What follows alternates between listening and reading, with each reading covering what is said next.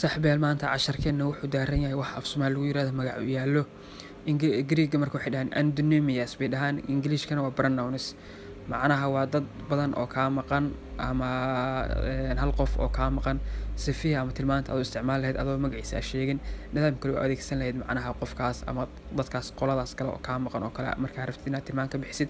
ama aad sheegtid wax ayaga marka daaran ama quseeyo oo kale inaad ka hadashid marka waxaan bilaabaynaa casharkeeni hadaba aan ku soconno sidaan u isticmaal lahayn ereyadaas eeqo ay aniga AC you adiga AC you adiga aftoos he isaga aftoos he isaga aftii she iyada aftii she iyada afto it afto markii luqadda Giriigga la joogo waxa loo isticmaalaa waxyaabaha aan nooleyn iyo caruurta laakiin English kale waa garanaysaa it macnaha bilaadan loo isticmaalaba oo waxyaabaha kale loo isticmaalaa oo waxyaabaha kale xitaa magacyada u tahay marka sidoo kale luqadda Giriigga markii la joogo afto wuxuu isticmaalaa this oo kale marar bay noqotaa oo xarkiisa ayagoo leh ti afto macnaha was this macnaha bay ka dhiganta waa maxay waxaan oo kale bay ka dhigantahay marka insha Allah inaad fahmi doontaan baan filayaa aan ka sii socono marka imis we annaga imis we annaga